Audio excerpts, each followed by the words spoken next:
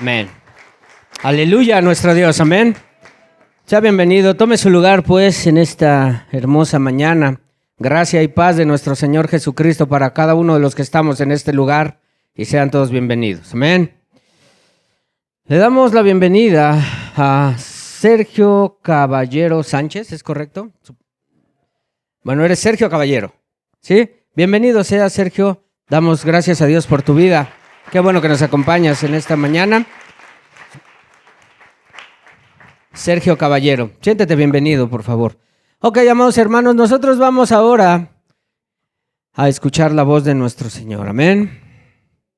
¿Están listos, hermanos? Seguros están. Hemos orado y creemos que Dios, que no cambia, hará. Amén. Ok, una de las palabras que nos identifican a cada uno de los que estamos en este lugar es la palabra cristiano. ¿Cuántos de ustedes han escuchado? Ay, qué bueno que verlos aquí, a mi primer mártir del libro de los Hechos. No te había visto, mano. Esteban, ¿no? Qué bueno, mano, verte. A ti, a tu esposa, a tu familia. Ok, bueno, ya. Bienvenidos todos. Es que me da gusto verlos. De modo de no decirlo. También nos visita Agustín. ¿Sí o no? Párate, por favor, manito, para que lo ubiquen. Bienvenido seas también.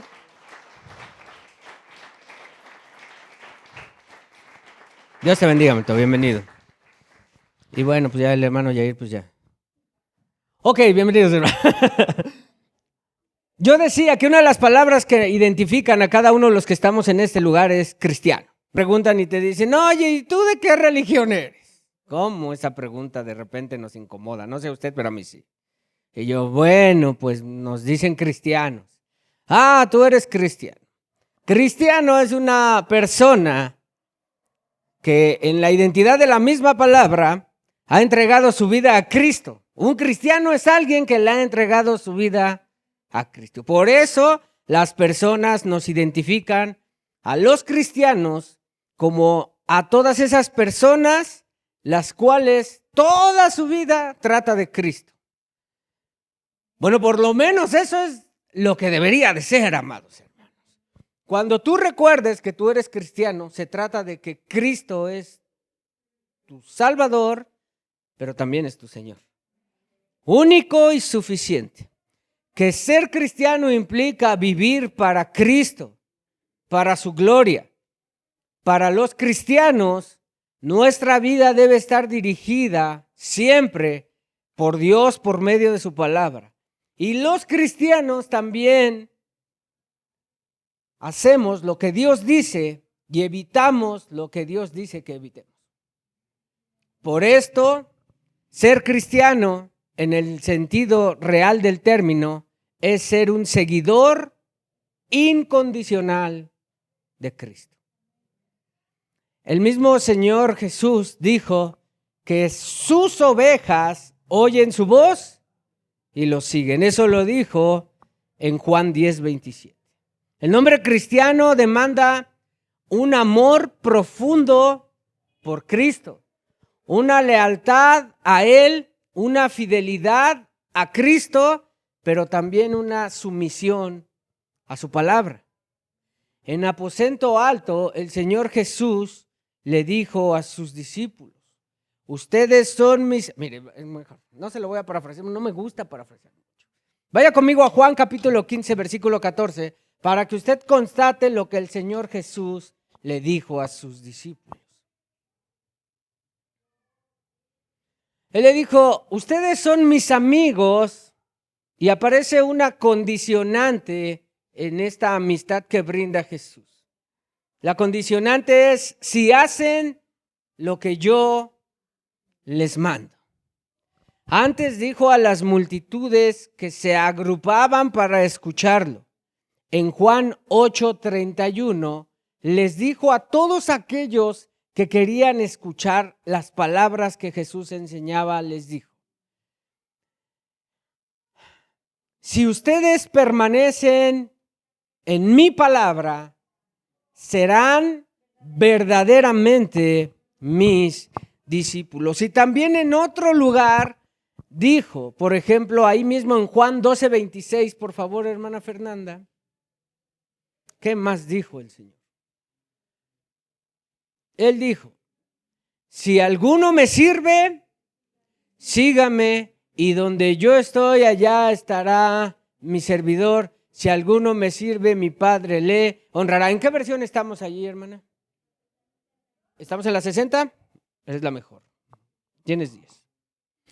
Cuando nosotros mismos nos llamamos cristianos, lo que estamos haciendo es que le estamos proclamando al mundo que todo sobre nosotros, que todo lo que tiene que ver con nuestra vida, incluyendo nuestra identidad, está cimentada en la persona de Cristo. Yo pregunto, ¿habrá algún cristiano en esta mañana, en este lugar? Ok, entonces vine al lugar correcto. Eso quiere decir que nos hemos negado a nosotros para seguir a Cristo y para obedecer a Cristo.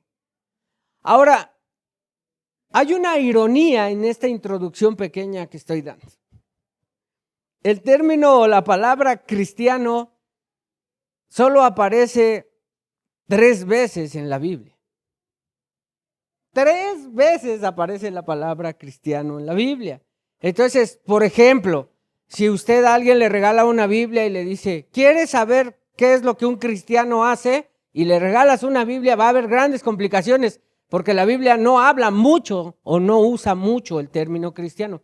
¿Qué palabra o qué palabras más refieren entonces la relación estrecha y directa de aquellos que han entregado su vida a Cristo? Voy a citar algunas de ellas. La palabra de Dios nos llama forasteros, extranjeros de Dios, nos llama que nosotros somos ciudadanos del cielo y que somos luces en este mundo, que nosotros somos herederos de Dios y coherederos de Cristo, que todos somos miembros de su cuerpo, que somos ovejas de su rebaño, que somos embajadores a su servicio y amigos alrededor de la mesa de Cristo. Se nos llama a competir como atletas, a luchar como soldados, a permanecer como ramas en una vid y hasta a desear su palabra como si fuéramos Danielito, niños recién nacidos. Todas estas descripciones, en cada una de ellas hay una relación directa entre Jesús y aquello de todo lo que acabo de mencionar.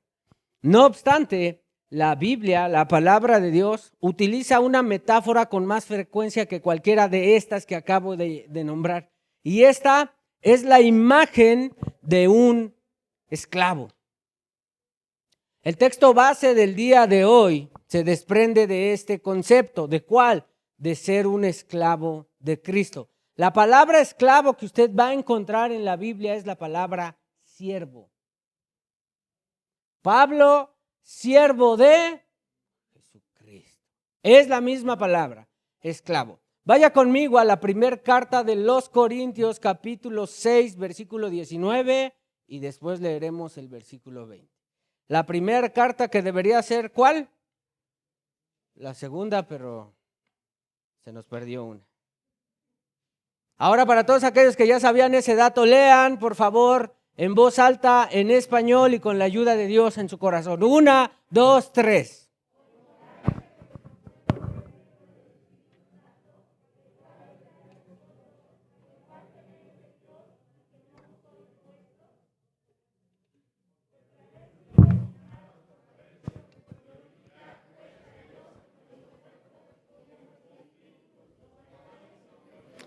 Quiero resaltar en esta parte lo que le da sentido al versículo 19.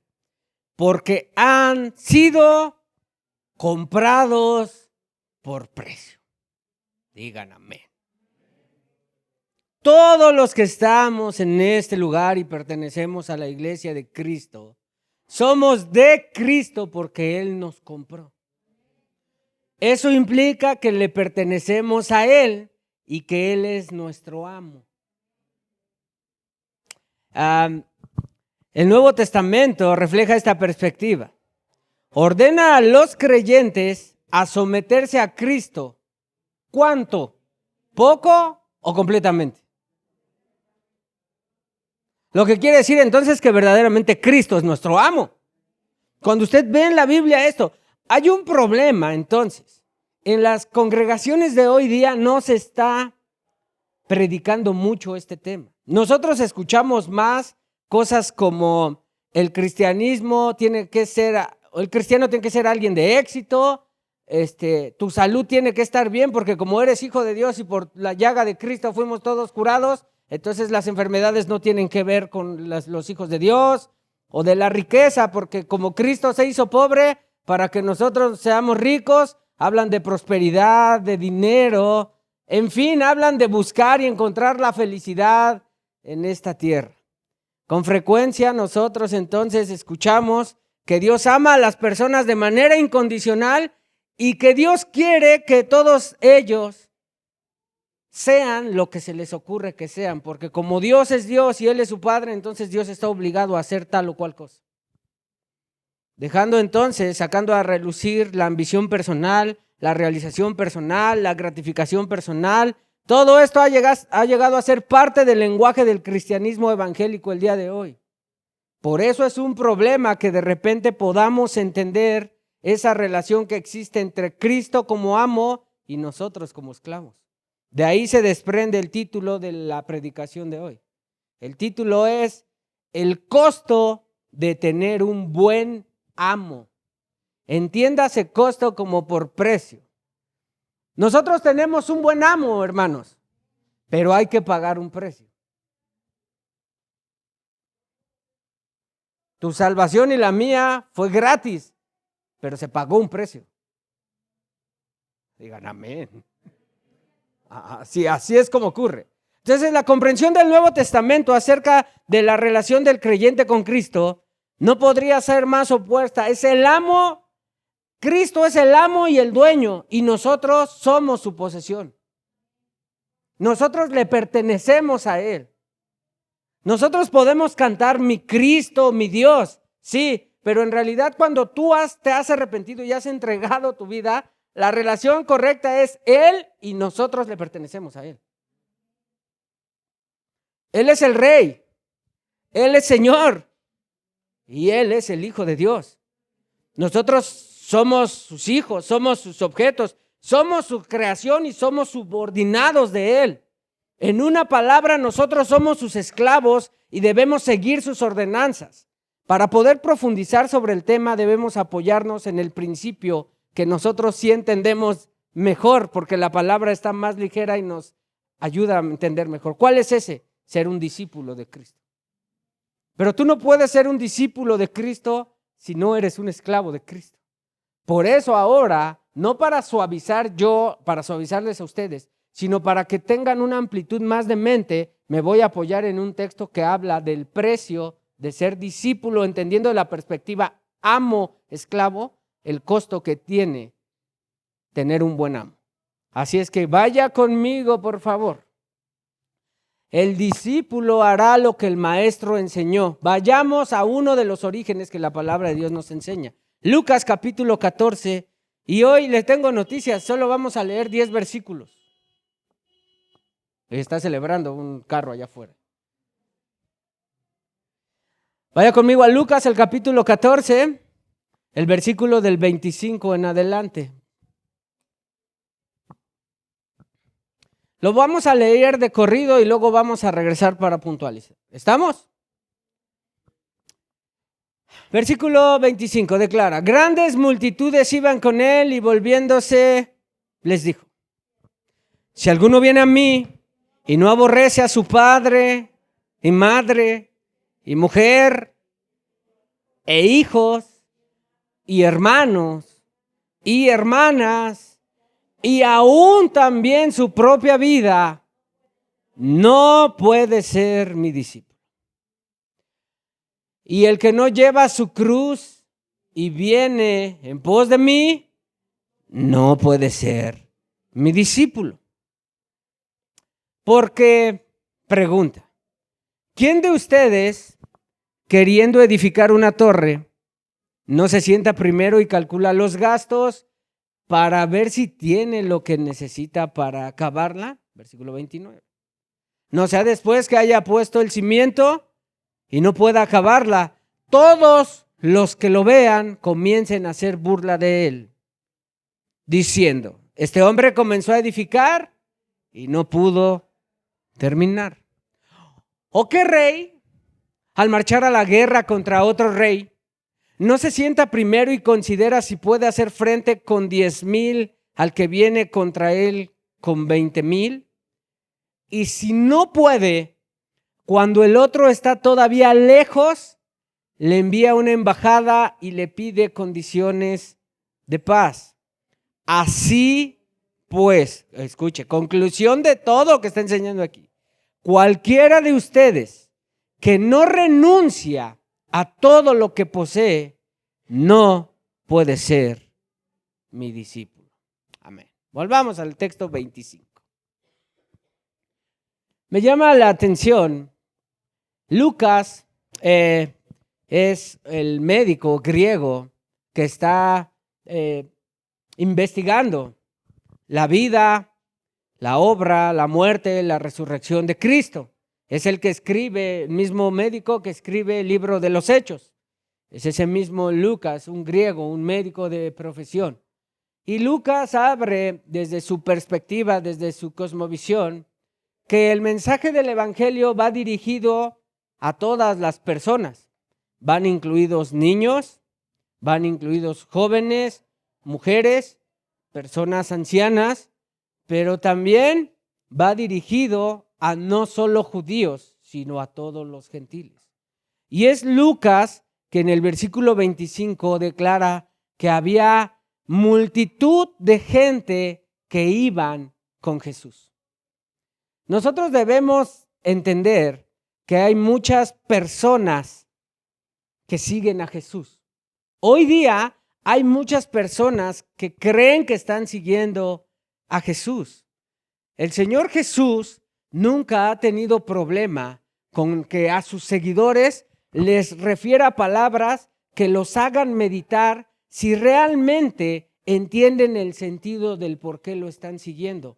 Y por eso Lucas en este capítulo y en estos versículos narra una historia real, una historia en donde él está dando testimonio. La popularidad de nuestro Señor Jesucristo había alcanzado el grado máximo en esta historia.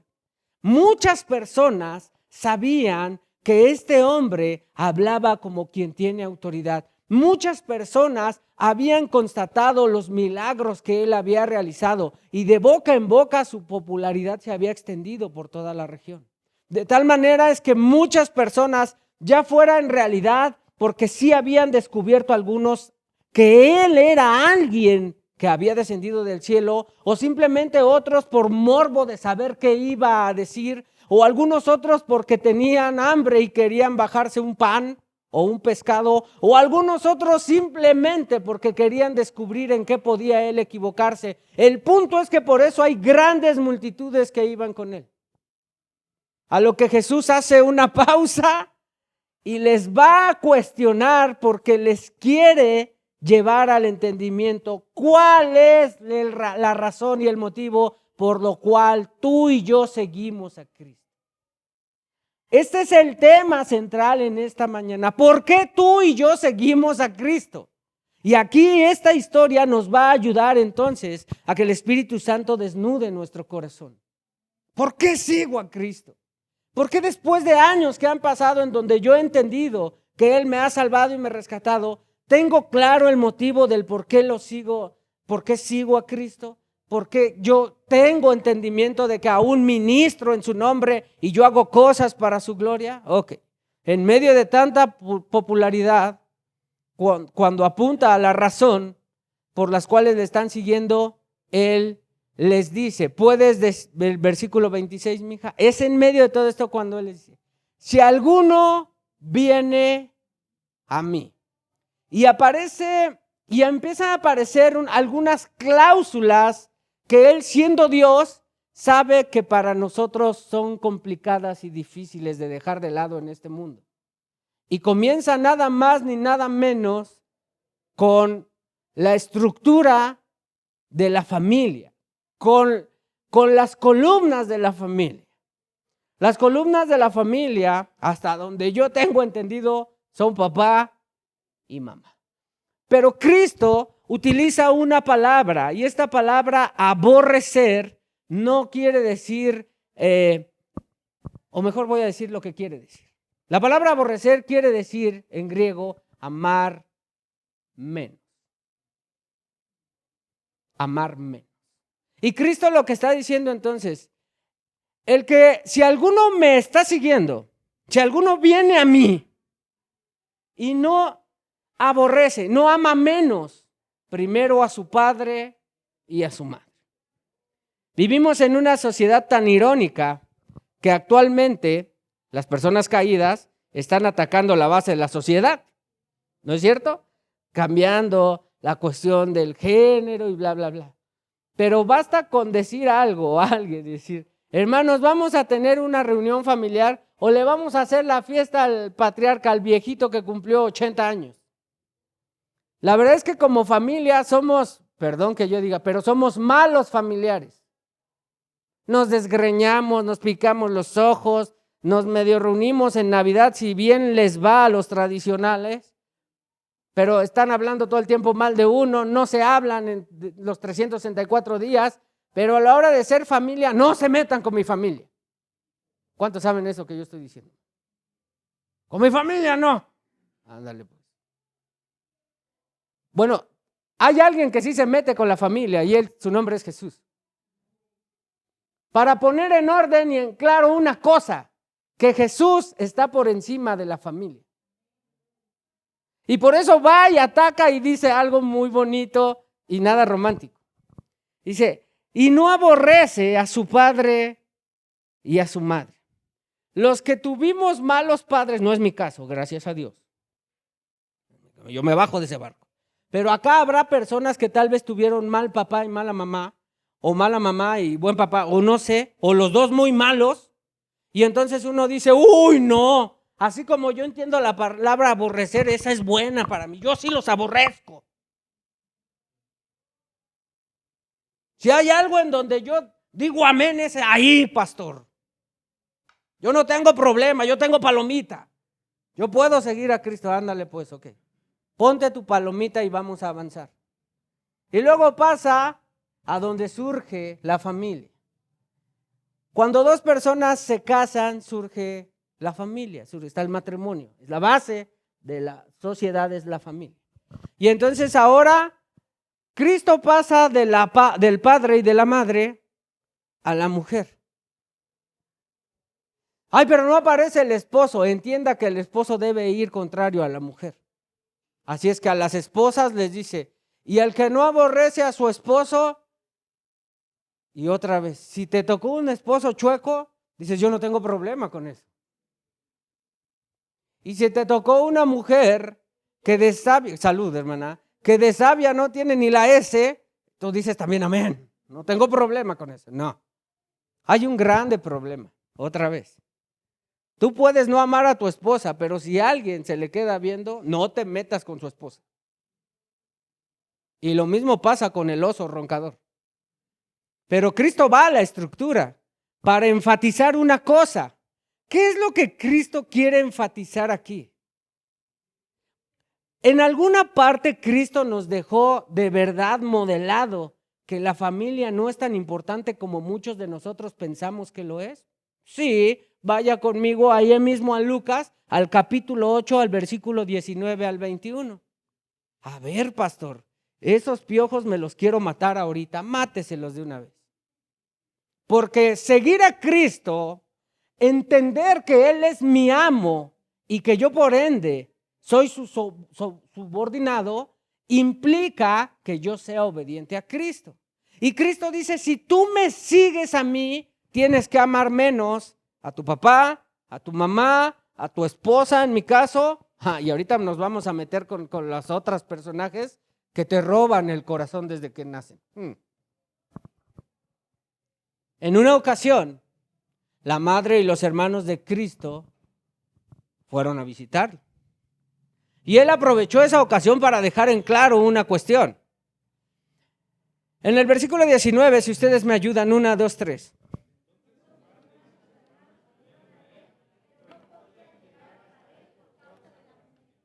Verso 20.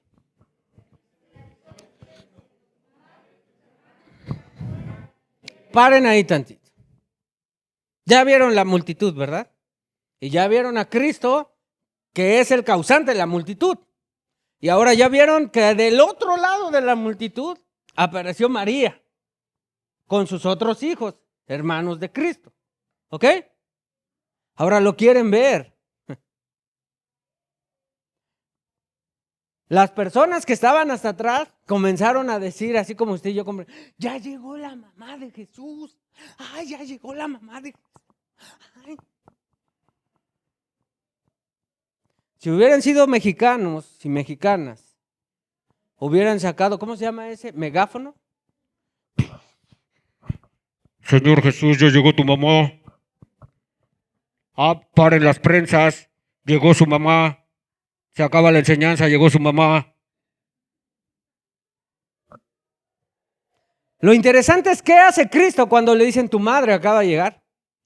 Pregunta, ¿Cristo amaba a su madre? Oh, sí que la amaba. Allá en la cruz hizo algo. Encargó a su madre. ¿Alguien sabe lo que yo estoy hablando, verdad? Cristo amaba a su madre. Ahora, independientemente que sí se descubre que había un sentimiento de amor entre Cristo y su madre, de Cristo para su madre, estaba una ley que le indicaba a Cristo que tenía que honrar a su padre y a su madre. Ok, súmele eso.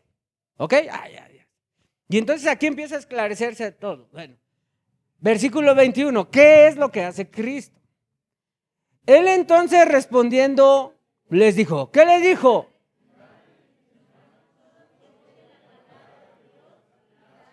Lo que Cristo está haciendo es rompiendo una estructura y la está cambiando. Cristo acaba de afectar a todos aquellos que seguimos su gobierno, su autoridad, su título como hijo de Dios. En ti y en mí acaba de hacernos así, mira. Nosotros sabemos que nuestras madres, Dios bendiga a nuestras madres, pero nuestras madres son pecadoras como nosotros. Y que muchas están más chuecas que un boomerang. Y que a muchos de nosotros varones nos regalaron esas palabras que más que un regalo fue cualquier otra cosa que dijeron, primero conociste madre que esposa. Con ese tono, porque si no, no hay manera. Primero conociste madre que esposa. Bueno, Cristo a eso, chueco, ahorita le hizo. Para Cristo primero está. Pare. ¿En qué nivel está poniendo Cristo a la iglesia? Al nivel de importancia que tú le das a tu padre y a tu madre. Pregunta, si tu padre y tu madre te piden que los vayas a ver, ¿qué vas a hacer? De manera natural. ¿Qué haces? Pues vas. No hay problema, ¿o sí?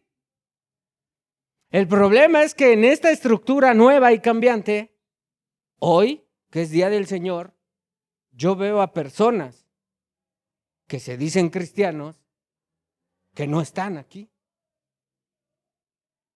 Y quien convoca a esta reunión, ¿saben quién es?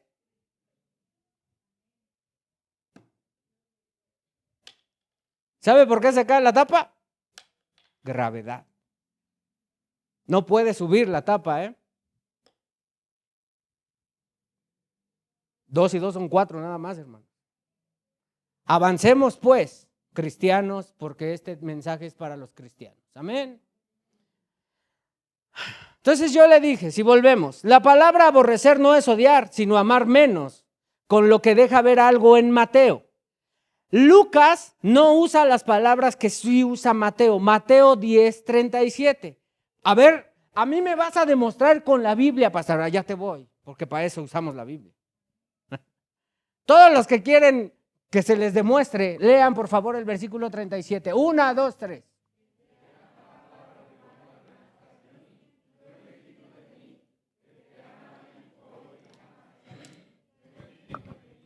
Para los que no tuvieron una buena relación con sus padres Este pasaje no resulta absolutamente nada gravoso, pero Jesús nos conoce. Pero en relación a los hijos, la medida es la misma. Cuenta la leyenda que cuando tú no tienes una buena relación con tus padres, de manera natural, tú te vacías en tus hijos. Y tus hijos se convierten en tus más grandes ídolos. Porque el amor que no recibiste de tus padres, ahora lo quieres recibir de tus hijos.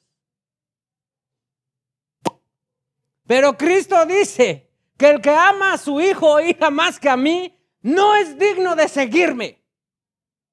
No es digno de llamarse mi hermano, como Cristo dice, porque Él es nuestro hermano mayor. No es digno de que nosotros le llamemos Señor, porque nosotros no somos sus siervos. Y la estructura es difícil y pesada.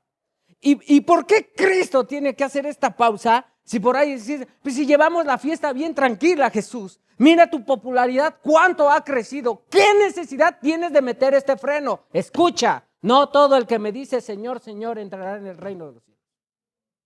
A Cristo no le impresionan las multitudes.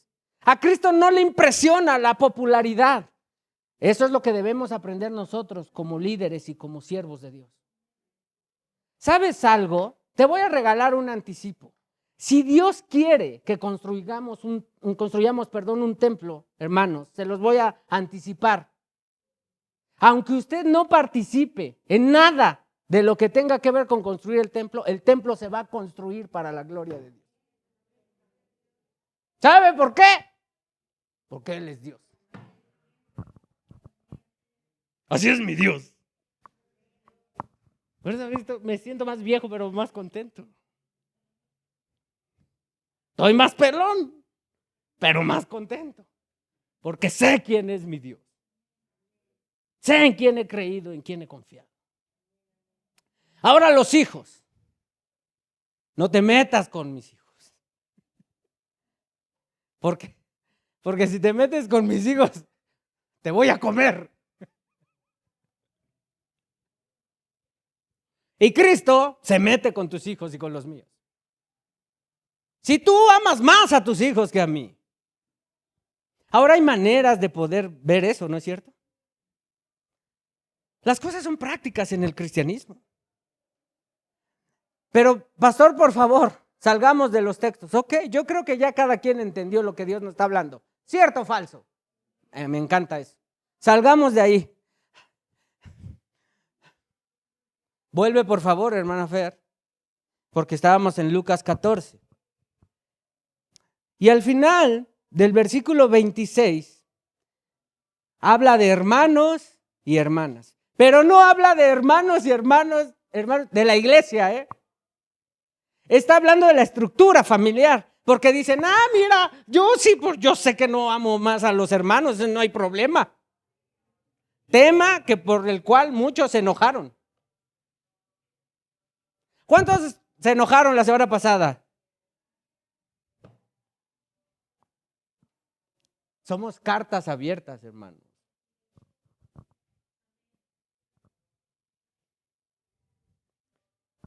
No queremos tamales. Amamos a Dios y su palabra. ¿Qué haríamos sin su palabra? Ok, tenemos que avanzar. Entonces, hermanos, ¿en qué lugar queda la familia? En segundo. La estructura hecha pomada. Si alguno me quiere seguir, es que ya acabó, hermanos, hermanas. Pero al final Cristo dejó, como dicen por ahí, lo más mejor. ¿Qué es lo que aparece al final del texto? Dice, y aún también su propia vida. Y recalca poniendo la cereza, no puede ser mi discípulo. ¿Cómo que nuestra vida? Oh, sí. Para aquellos que tienen sus relaciones rotas en lo personal y piensan que mejor es así, porque yo no necesito de su amor para vivir. ¿Qué es el único amor que necesito para vivir? El de Dios. Es suficiente, ¿sí o no? No, no es cierto. Según Dios. Porque yo he explicado aquí que a Cristo le importa que ames a Dios y que ames a tu prójimo. Ahora entonces, pero pongamos que digan, yo ya la llevo bien, porque como no me llevo bien ni con mis papás ni con mi mamá, no me llevo bien con mis hermanos, a mis hijos ni los quiero ver ni en pintura, no, ya estoy del otro lado. Sí, Cristo dice, sí, te salvaste, no, porque tú también, aún también amas más tu vida que a mí, no puedes ser mi discípulo.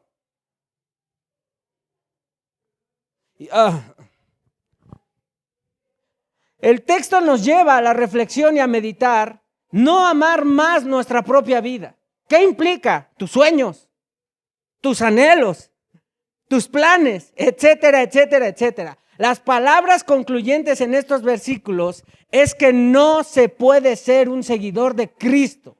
Ni qué pensar entonces dónde acomodamos la idea de que somos esclavos de un amo. ¿Se da cuenta? Hay gran diferencia en eso. Avancemos al siguiente versículo, por favor, hermana Fer.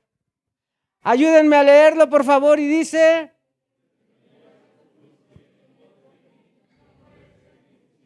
la cruz, un instrumento de muerte y una muerte acompañada de humillación para los tiempos de Cristo.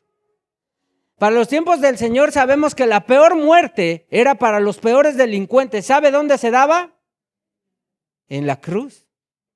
Muchos traen colgada su crucecita y no tienen ni idea. Ahora, para nosotros tal vez no signifique mucho esto de la cruz, pero si pudiéramos traducir el texto a lo que dice en base a nuestros días, diría algo menos así. El que no carga su silla eléctrica, o el que no carga su horca, o el que no carga su inyección letal y viene imitando mi manera de vivir, no puede ser mi discípulo. Ahora se entiende más, ¿verdad? Por eso, para el apóstol Pablo, cuando él dijo, el morir a mí y vivir para Cristo fue una realidad. No es algo poético, hermanos. No es algo que muchos evangélicos se agarran y dicen, para mí vivir es que sí, morir también. Sí, ¿cómo no? Demuéstralo. Estás en una estructura pequeña de congregación. La pregunta es, ¿qué tan fiel eres a tu Señor? ¿Y qué tan fiel eres a la iglesia por la cual se murió tu Señor? Porque muchos quieren separar la cuestión de Dios y la iglesia, y no hay manera de separar a la iglesia de Dios. Por eso Cristo derramó su sangre en la cruz. Después fue que surgió la iglesia. ¿Por quién va a venir Cristo? Ahora entonces, la cruz es el instrumento de muerte. Ahora, muchos repetimos esto. El morir para mí y vivir para Cristo. Ajá, sí, cómo no. Pero meditemos en esta mañana. ¿Qué tan real es eso? ¿Cuántos vivimos para Cristo en realidad? ¿Cuántos vivimos para su gloria? Ir en pos de Él es imitarlo. ¿Imitarlo en qué? Ejemplifico. Por ejemplo, en amor. ¿Acaso Cristo amó a todos aquellos que lo dejaron en el momento más crítico de su ministerio? Los amó. Incluso Cristo amó a Judas. ¿Hasta dónde? Hasta el final lo amó. ¿Se recuerdan la semana pasada del amor entre los unos y los otros? Porque un seguidor es alguien que va a imitar y a repetir lo que el maestro hizo. Imitarlo en perdón. Cada que alguien pidió perdón a Cristo, ¿Cristo lo perdonó? Bueno, tú y yo somos testigos de eso. ¿Qué otra cosa? Obediencia, pero también en servicio. Cristo imitó la obediencia. ¿Hasta dónde y qué grado fue obediente Cristo? Hasta la muerte y muerte de cruz. Y hablando de servicio, ¿acaso Cristo no fue el mismo que dijo que el Hijo del Hombre no vino para ser servido, sino para servir y dar su vida en rescate por muchos? Servir implica una relación directa entre amo y esclavo, hermanos. Esta mañana, Dios lo que quiere recordarnos es que si somos de Cristo, entonces Él es el amo y nosotros somos los esclavos. Nosotros no le hacemos favores a Dios. Nosotros somos bendecidos en grande manera porque tenemos el gran privilegio de poder servir a un Dios que no nos necesita. Wow, eso es incómodo, pastor. Lo es en realidad. Pero sabes, Cristo se paró en medio de toda esa multitud, de esa muchedumbre que venía y quería escuchar. ¿Qué va a decir? Ahora quieren escuchar, van a escuchar esto. Porque el que ama más a su papá, a su mamá, a su esposo, a su esposa, a su hijo, a su hija, a su hermana, a su hermano, él no puede ser mi discípulo. No hay manera. Ustedes me están siguiendo porque quieren venir, pero no pueden. Hay una imposición en eso. Hay un impedimento para los verdaderos seguidores de Cristo. Los verdaderos seguidores de Cristo debemos meditar cada día, poder ser más como Él y poder llevarle así la gloria a Él. No se trata de repetir una y otra vez lo que ya aprendimos. ¿Ya aprendiste a servir a Cristo como tú lo sirves? Aprende más, porque todavía tenemos que darle un servicio más excelente. Pero muchos nos quedamos en la orilla. Muchos dicen, oye, ¿tú te has metido al mar? Sí. ¿Y qué has hecho? Bueno, yo he ido a la playa y meto nada más mis deditos así a la orilla. Eso no es meterte al mar. Como cuando el Nata se estaba ahogando, ¿qué dicen? Eso es meterse al mar. Y no echar ahí tus deditos en la orilla. Y con eso tienes para toda tu vida como cristiano. Me acuerdo cuando yo empezaba los servicios. Me acuerdo cuando yo tocaba y ministraba. Me acuerdo y de qué sirve que te acuerdes. Permítanme un momento.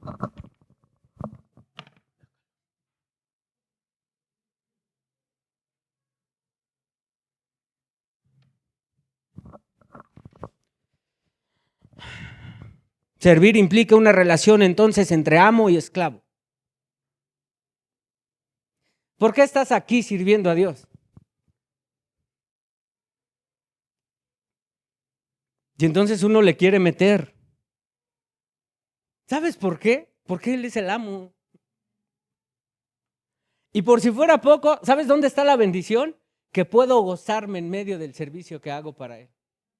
Que recibo la bendición más grande, que es su presencia. Que recibo la bendición más grande porque Él me ministra con el poder de su palabra. O sea, Él es un buen amo. Él es el mejor amo. Ahora entonces, en Juan 13, del 13 al 15, hasta el 17, porque yo quiero que ustedes lean, por favor. 1, 2, 3.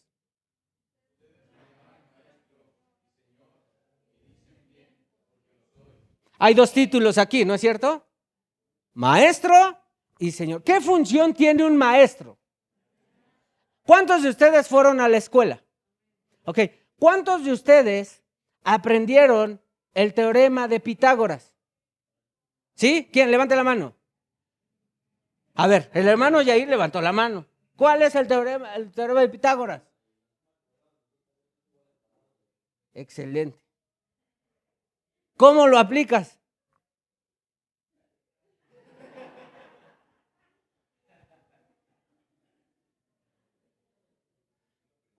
No, ese es la suma de los cuadrados de los catetos es igual al cuadrado de la hipotenusa. ¿Cierto o falso?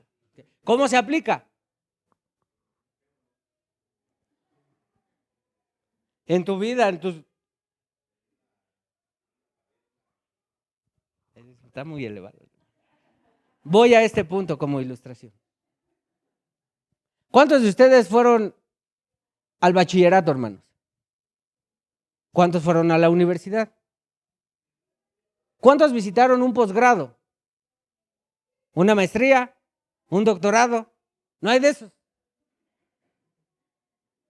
Bueno, ¿cuántos fuimos a la secundaria?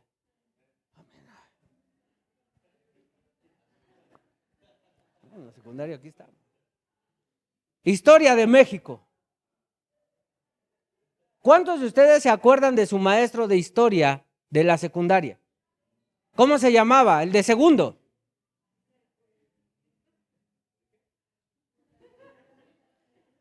Pues yo me acuerdo que le decíamos el borrachito. Una vez alguien dijo, que le preguntaron a un maestro y le dijo, oye, uno de tus alumnos dice que él fue tu alumno. Y dijo, no, él no fue mi alumno.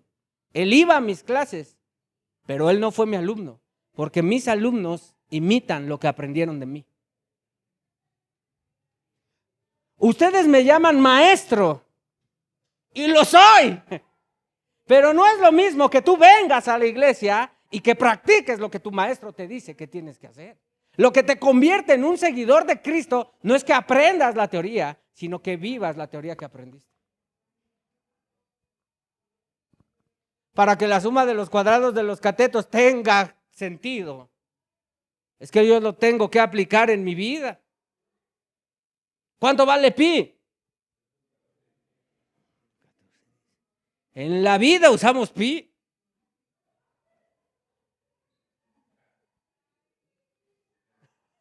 ¿Alguien me está entendiendo esta mañana, sí o no? Así es, declara la palabra de Dios.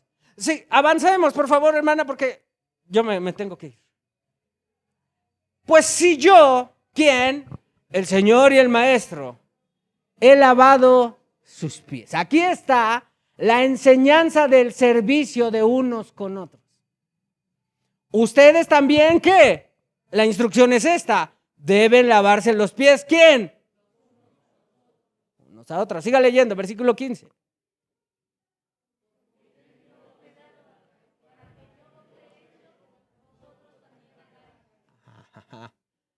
¿Y qué más?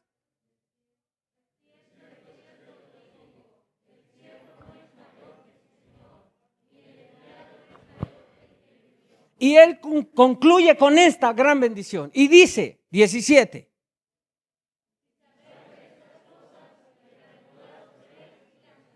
¿En dónde aplica la bienaventuranza? Cuando las haces. Aprender es hacer.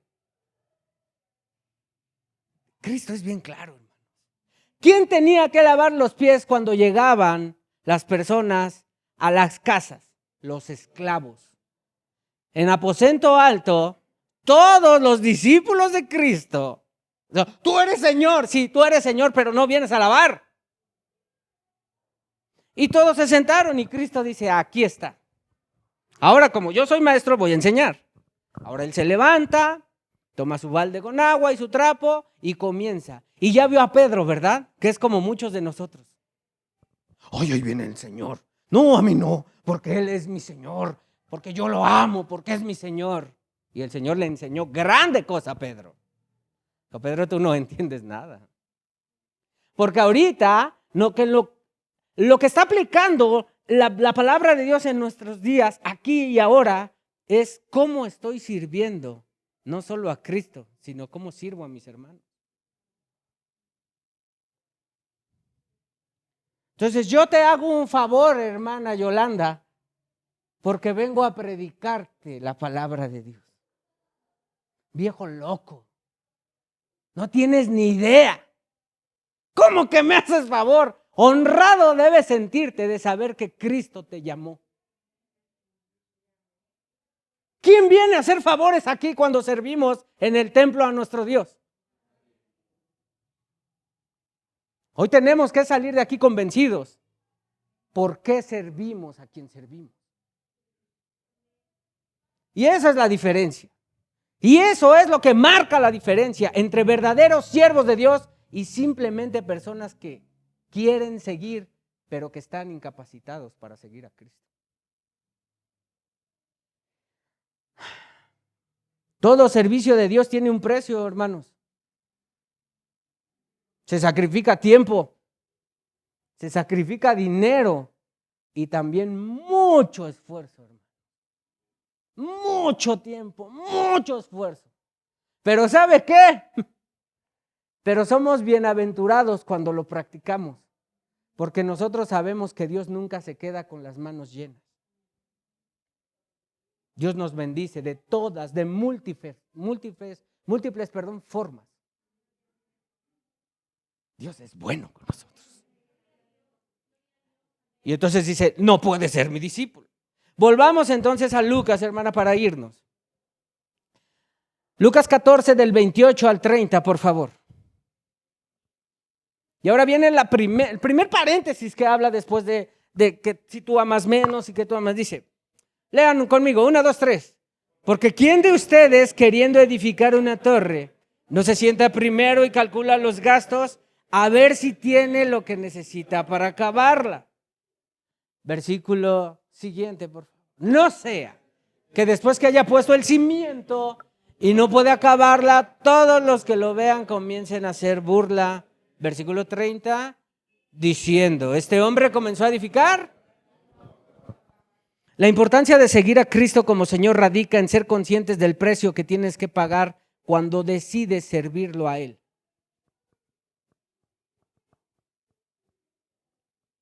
Convocatoria para servir a Cristo. Están abiertas. ¿Cuáles son los requisitos?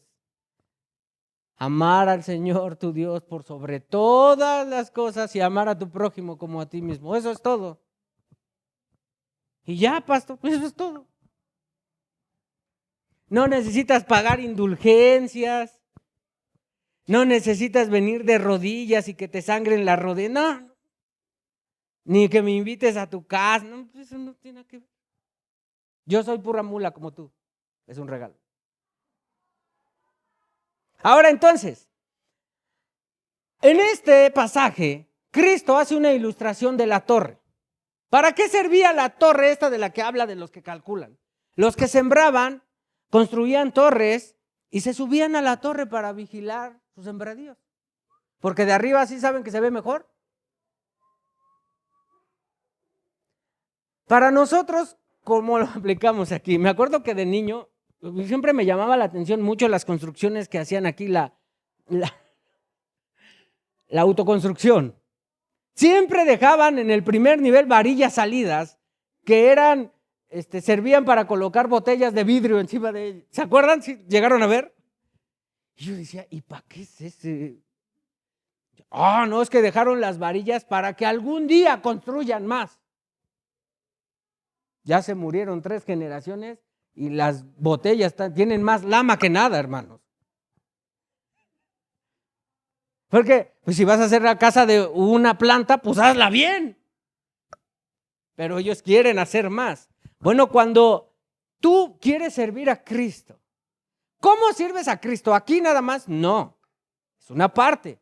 Pero cuando tú dices que eres cristiano y sigues a Cristo, automáticamente todos tus vecinos, tus familiares, tus amigos y tus enemigos se te van a quedar viendo a ver cómo sirves a Cristo. Y cuando te venga una de esas rachas buenas que nos llegan a los cristianos, la prueba, y cómo tú reacciones, ellos no se van a burlar de ti. Ellos te van a preguntar, ¿qué pasó con tu Cristo? ¿Ya se le acabó el poder?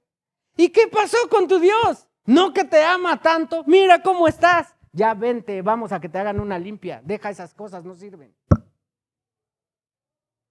El gran problema es que cuando nosotros no calculamos lo que estamos haciendo y diciendo, avergonzamos el nombre de nuestro Señor.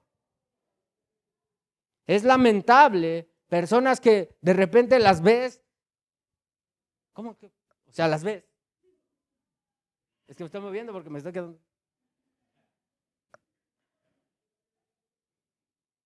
Y te dicen, no, oye, que tú y que.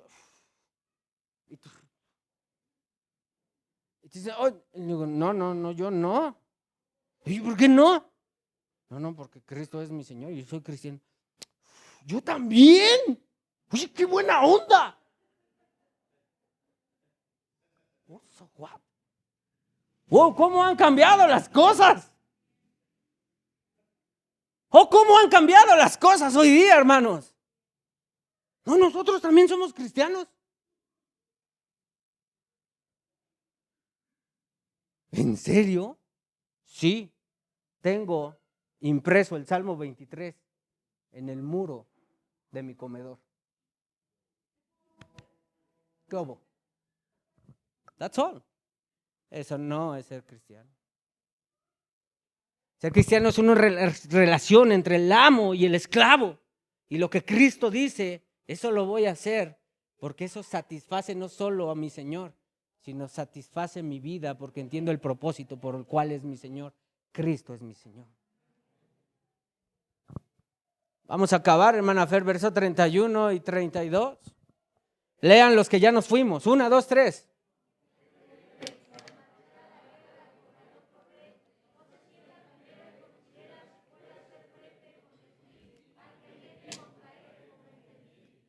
La torre de la que Cristo habló 3 textos arriba era opcional.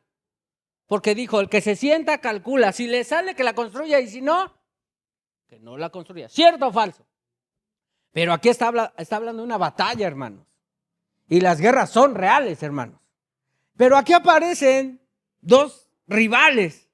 Hay 2 reyes. Uno que se sienta y calcula y dice, ¿podré? Tengo 10,000, el otro trae 20, hacemos paz. ¿Qué hacemos? Escucha. Esto lo podemos asimilar de esta manera.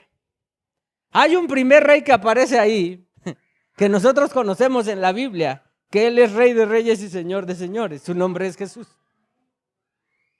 Y hay otro rey chiquito, con R minúscula, y que es payaso como yo. Ese eres tú y soy yo.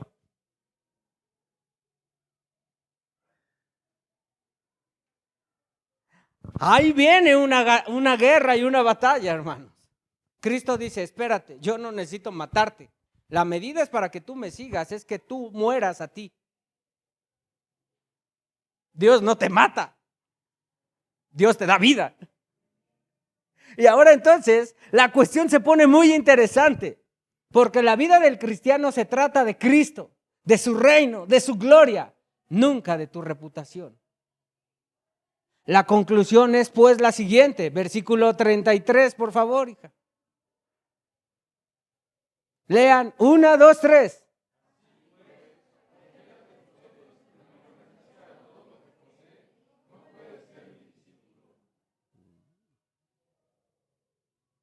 Espérense tantito, porque yo sé que ustedes, si interpretan mal el texto, van a salir a vender todo lo que tienen. No dice eso, tranquilos. Yo sé que son muy obedientes, no, tranquilos, no. Renunciar a todo lo que poseemos no implica que te deshagas de tus cosas materiales, sino el énfasis es a comprometerse sin reservas con el amo. ¿Cuál amo? El que tú dices que es Señor de tu vida. El que tú has declarado que es tu Señor y suficiente Salvador. Y también incluye no aferrarte a las cosas materiales. ¿Cuál es la razón, pastor? Bueno, porque son temporales, esas no son eternas. ¿Tú te has puesto a pensar qué es aquello que hace que de repente la gente se mire, que ame menos a Dios en tiempos diferentes? Si yo te preguntara a ti, oye hermano, ¿te acuerdas cuando Cristo te salvó? ¿Cuántos se acuerdan de eso? ¿Recuerdas lo que sentías en tu corazón? ¿Recuerdas cómo veías la cuestión de la iglesia? ¿Qué tanto ha cambiado tu perspectiva de ese día hasta ahorita? ¿Amas más la iglesia? ¿Amas más a tu Señor? ¿Sientes más gozo cuando vienes a la iglesia? Porque si estás contrario, te voy a invitar a que leas bien la Biblia, hermano. En la semana, paréntesis para irnos, yo me estoy quedando más pelón de lo que estoy.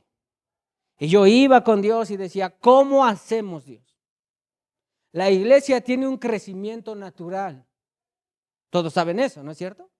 Porque el que da el crecimiento es el Señor. Pero Dios colocó líderes para que sean instrumento para que la iglesia siga creciendo. ¿Cómo hacemos? Los líderes debemos entender que Dios le ha dado capacidades y dones a cada uno de ustedes. Y nosotros debemos hacer que esos dones sean puestos al servicio del Señor. Así la iglesia tomará todavía más auge y más crecimiento sin inventar el hilo negro. Pero el punto es que también ustedes entiendan eso. Porque si ustedes tienen un pensamiento en que Dios y yo, y Dios y yo y mi esposa y mis hijos y la iglesia, como también nosotros somos, ya no incluyen a la comunidad, es un grande problema. Tuve una ilustración en el gimnasio. Tuve ya en mi cuarta repetición de pierna, yo creo cuando ya te falta el oxígeno. Y vi que llegaban y allá estaba el destructor en la entrada, ¿no? Y llegan los jovencitos y cada que ven al destructor, lo ven como si fuera su Dios. Van y casi le besan la... Oh, adorable, conejitos. Gran Dios de la sabiduría muscular. El destructor ni les importan. Si hacen bien o hacen mal, le da igual. No fuera una chava, porque ahí sí les da diferente. Pero yo los vería, los changos. Y yo dije, qué difícil. La iglesia no es un gimnasio. ¿Sabe? Yo llego al gimnasio y saludo por educación. Y se acabó. Hago lo que tengo que hacer. ¿Y qué cree? Cuando termino de hacer mi rutina, ¿sabe qué hago? Me largo. Porque no tengo nada más que hacer ahí. Fui a hacer y yo no hice para que los otros obtengan más salud. Yo lo hice para mí. Si yo me tomo una bebida energizante o no, eso depende de mí. El instructor no me la va a dar. No me va a secar el sudor que cómo se mete en el ojo y me hace llorar. Y al instructor yo no le importo. Y le digo algo, él tampoco me importa a mí. Y muchos han pensado que la iglesia es como esos lugares. Solo vienen y hacen lo que ellos creen que tienen que hacer en este lugar y cuando termina el servicio simplemente se van para que pasen otra vez 8 días y vuelvan a regresar y hacen exactamente lo mismo. Qué lamentable que tengamos una perspectiva tan limitada de aquel que es Señor de esta iglesia, que su nombre, por cierto, es Cristo, que derramó hasta la última gota de su sangre preciosa para perdonar tus pecados y los míos. Es lamentable. Aplicamos la enseñanza y nos vamos. Amén. Versículo 34, hermana Fer. Y 35. Terminamos, gracias a Dios. Buena es la sal. ¿Cuántos pueden decir amén a que la sal es buena? Buena es la sal. Mas si la sal se hace insípida, ¿con qué se va a sazonar lo que nos... Versículo 35. Ni para la tierra, ni para el muladar es útil. La arrojan fuera. Y la conclusión de este sermón, ahí aparece. El que tiene oídos para oír, oiga. Yo creo que podríamos decir amén y algunos no amén. Amén. La sal puede perder su sabor. Cuando la sal se humedece y luego se seca, no queda más sino un residuo insípido. Muchos cristianos se mezclan con el mundo y evaden el costo de ponerse a favor de Cristo.